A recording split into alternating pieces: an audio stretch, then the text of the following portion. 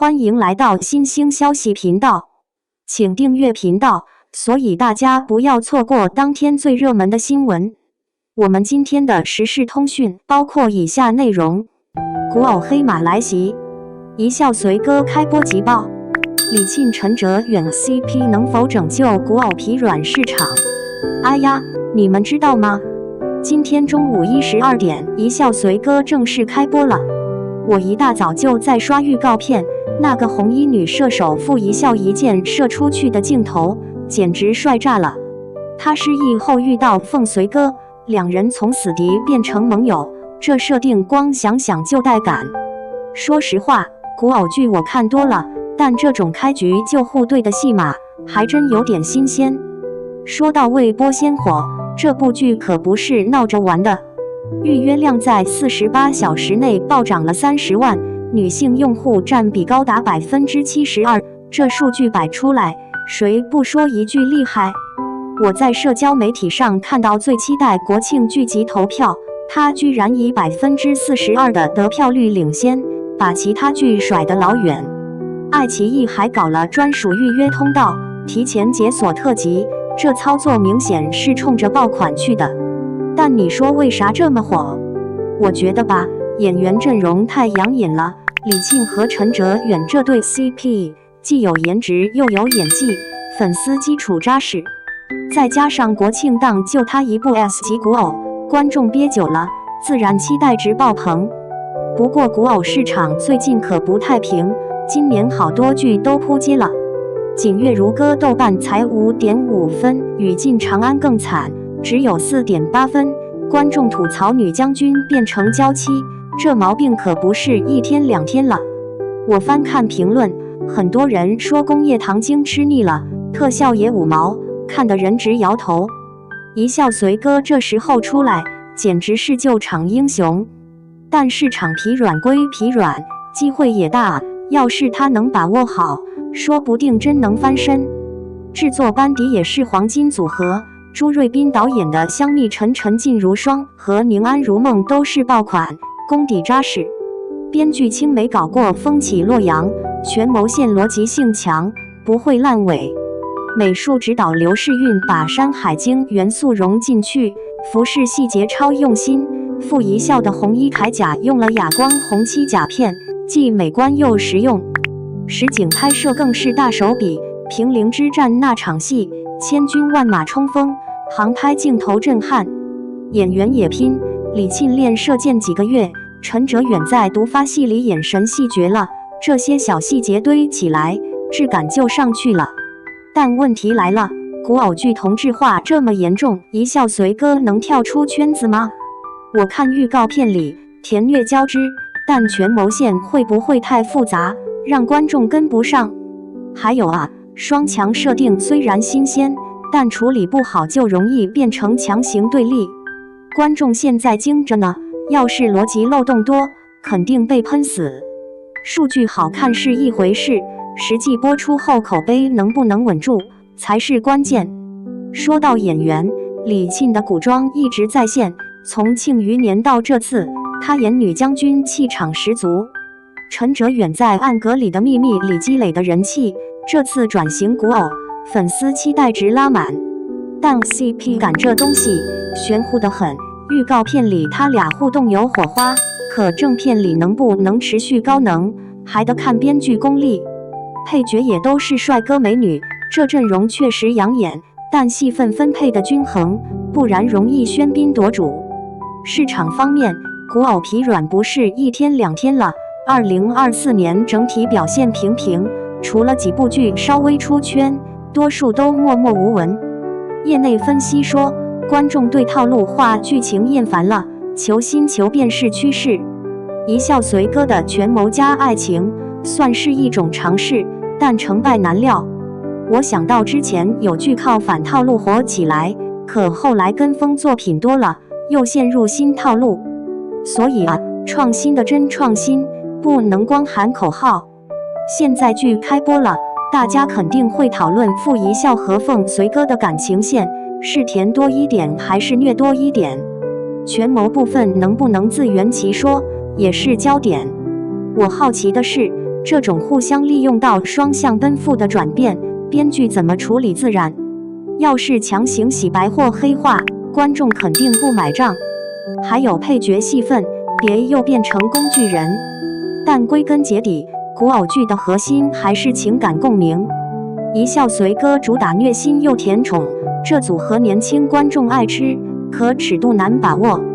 太甜了嫌腻，太虐了劝退。导演说每3集有反转，这节奏快，但会不会太密集，让人应接不暇？我追剧时最怕剧情跳跃，逻辑断层。演员演技也是变数，李沁的哭戏一向好评，陈哲远的微表情值得期待。但古偶剧容易放大演技缺陷，要是台词或表情不到位，容易被嘲。配角如果演技拖后腿，也影响整体。我看阵容里新人不少，希望别掉链子。市场期待他成黑马，但黑马往往出其不意。陈情令当初也没人看好，结果爆了。一笑随歌有相似潜力，可竞争环境不同了。现在观众更挑剔，稍有不慎就翻车。所以开播只是开始，长尾效应才是考验。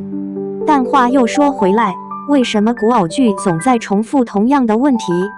是创作瓶颈，还是市场惯性？笑谈敌国爱情，他们的故事里只有病，不见情。一笑随歌由朱瑞斌执导，编剧团队包括青梅、武聪、王晓丹，美术指导为刘世运，造型设计由易小雅负责。主演阵容是李沁和陈哲远、夏梦、陈赫仪特别出演。这部古装爱情剧里，李沁饰演的傅一笑是名震锦绣的女射手，陈哲远则扮演肃杀的大皇子凤随哥。男女主角的名字风格特别像言情杂志里的设定，让人一看就有种熟悉的青春气息。女将军的题材又是近期的主流。好消息是，朱瑞斌这次摒弃了以往标志性的大灯打光，转而用了重滤镜，画面氛围更强。他节奏掌控不错，这部剧剧情推进很快，让人不容易困。李沁演的女将军冷冽有气场，红衣造型干练。她外形本就带点冷感，演冷心冷情说得过去，但希望后续不会再落入苦情小白花的套路。陈哲远这次的人设弹幕点赞是疯批腹黑，虽然角色偏脸谱化，但他的演技明显进步不少。就是声线偶尔用力过猛，有点怪。整体来女主形象已经远胜今年市面上的女将军角色，但问题也很明显，这部剧里女主挨虐的情节太多了。有些段落是男主受益，甚至亲自动手，看的时候会产生强烈生理不适。虽然一次更了6集，我看了不到2集就劝退了，实在是难以坚持。其实这种敌国皇子和女将军相爱并不新鲜。一笑随歌设定里，女主上来就把男主一箭射穿，几乎送走他。之后男主身负重伤时又遇到失忆的女主，见女主失忆时先套路她，接着拷问，最后还真把她打回了记忆，还美其名曰帮她醒悟，好活下来，女主不得不感激。更狠的是，女主在极度愤恨之下咬了男主脖子一口，剧中处理成皮外伤，但怎么看都不像生死激斗下的本能反扑，更像调情桥段。镜头过审，到底是什么标准让这种情感暧昧的戏份通过了？反观男主，拳头伺候，女主甚至被踹到吐血，镜头强烈到让人不适。陈哲远的表演也没留任何感情余地，真就不计后果往死里冲了。这种设定，15分钟不到就直接拉满，这哪还是什么敌对情侣，简直就是生死仇家。哪怕后面男主保住女主性命，调查真相，还给她上药，被自己人磕 CP， 我也难以接受从仇恨到情感的跨越。这段恋爱真的没办法成立。战场上各为其主，相互残杀本是本分，何来谈情说爱？两个人之间横亘的不只是私仇，还有无数兄弟们的性命。他们的关系在生命与立场面前，根本无法合理化为爱情。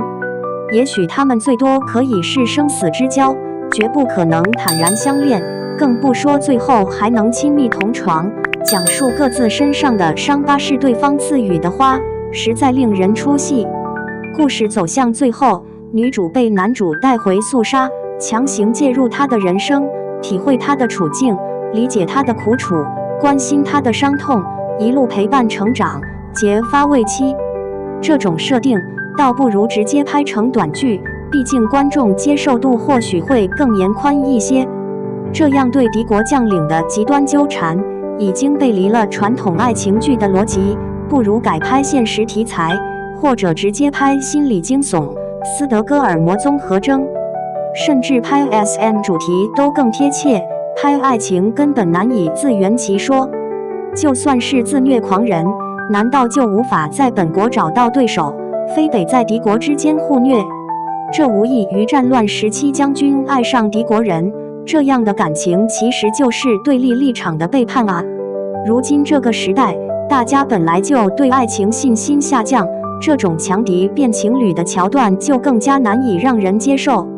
爱老板已经够离谱了，爱死敌直接突破天际。当然，此类故事已经屡见不鲜，有空也许能专门盘点一下。两条腿的人到处都是，作者、编剧们还是要把握好角色关系的合理性，不要强行为了戏剧冲突硬凑感情，拜托了。最后用几句辛弃疾《西江月》：堂上谋臣帷幄大唐之中，至江谋国，边陲猛士鏖战，时机已成熟，地形已得，人心一齐。今日策划，来日建功，各方聚贺。就是敌军主帅都钻一个被窝去了，这仗也打不起来了，还是给写敌对将军谈恋爱的作者、编剧们集体颁发和平奖吧。